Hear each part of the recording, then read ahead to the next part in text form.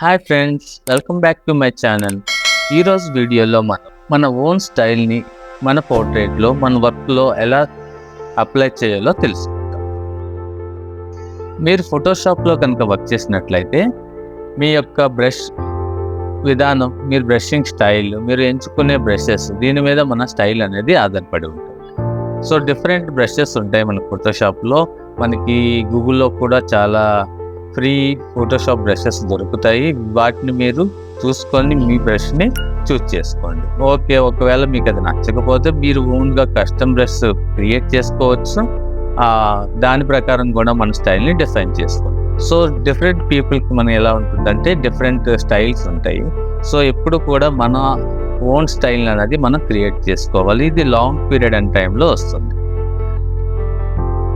ఈ ప్రాసెస్లో మనం డిఫరెంట్ కలర్స్ని సెలెక్ట్ చేసుకోవడం, డిఫరెంట్ బ్రషెస్ని సెలెక్ట్ చేసుకోవడం వంటివి కూడా జరుగుతుంది.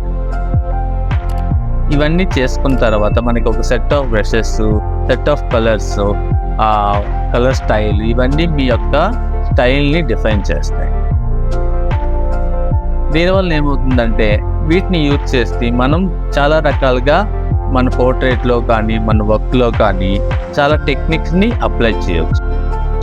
బ్లెండింగ్ టెక్నిక్స్ కానీ, డిఫరెంట్ గ్రేడియంట్స్ని వర్క్ చేయటం కానీ, సేమ్ మనం ఏదైతే సెలెక్ట్ చేసుకున్నామో ఆ బ్రషెస్ని యూజ్ చేసి టెక్స్చర్స్ని క్రియేట్ చేయటం కానీ, వీటి వల్ల ఏమవుతుందంటే మన యూనిక్ బ్రష్ ఉండడం వల్ల మన స్టైల్ కూడా చాలా యూనిక్గా అనిపిస్తుంది. సో ఎప్పుడైనా మీరు ఏదైనా ఒక రిఫరెన్స్ తీసుకున్నారనుకోండి, ఆ రిఫరెన్స్ని కాపీ లాగా కాకుండా అదొక రిఫరెన్స్ ఇమేజ్ లాగా దాని నుంచి మనం ఏదైనా సబ్జెక్ట్ని నేర్చుకోవడానికి యూజ్ చేయండి. సో ఈ సబ్జెక్ట్ని మనం ఎలా నేర్చుకుంటామంటే స్టడీ ద్వారా. సో ఆ ఇమేజ్ని స్టడీ చేయడం ద్వారా, ఆ ఇమేజ్ని మనకు నచ్చిన స్టైల్లో, మనకి నచ్చిన బ్రష్తో మనం దాన్ని ప్రాక్టీస్ చేయడం ద్వారా దాన్ని మనం నేర్చుకుంటాం. సో మనకు తెలియకుండానే దీనివల్ల ఏమవుతుందంటే మీరు లాంగ్ టర్మ్లో మనకు తెలియకుండానే మనకంటూ ఒక స్టైల్ క్రియేట్ అవుతుంది. ఈ స్టైల్ అన్నది మీకు నచ్చిందై ఉంటుంది, మీకు ఈజీగా కూడా ఉంటుంది. సో ఈ స్టైల్ని మీ నుంచి ఇంకెవరు కాపీ కొట్టలేరు. సో మీకంటూ సపరేట్గా ఒక స్టైల్ క్రియేట్ అవుతుంది. సో దీనివల్ల ఒక టోన్, ఒక మంచి ఇమేజ్ క్రియేట్ అవుతుంది.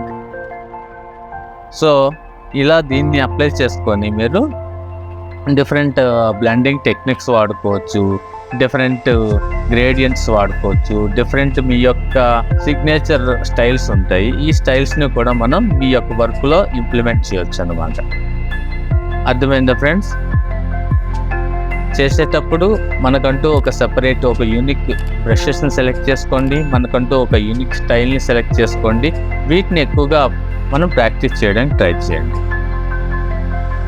దీనివల్ల మనకంటూ ఒక యూనిక్ స్టైల్ అనేది క్రియేట్ అవుతుంది. దీని నుంచి నేను చెప్పదలుచుకుంది ఏంటంటే ప్రతి ఆర్టిస్ట్కి ఒక యూనిక్ స్టైల్ అనేది చాలా అవసరం.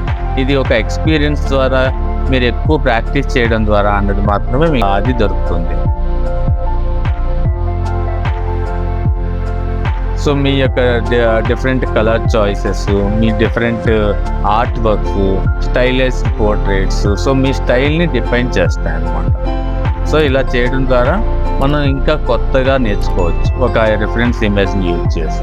సో రిఫరెన్స్ ఇమేజ్ని ఎప్పుడు మనం స్టడీ చేయాలంటే, స్టడీ చేయడం ద్వారా మనం కొత్త కొత్త టెక్నిక్స్ని నేర్చుకోవచ్చు, మనకంటూ ఒక స్టైల్ని కూడా క్రియేట్ చేసుకోవచ్చు.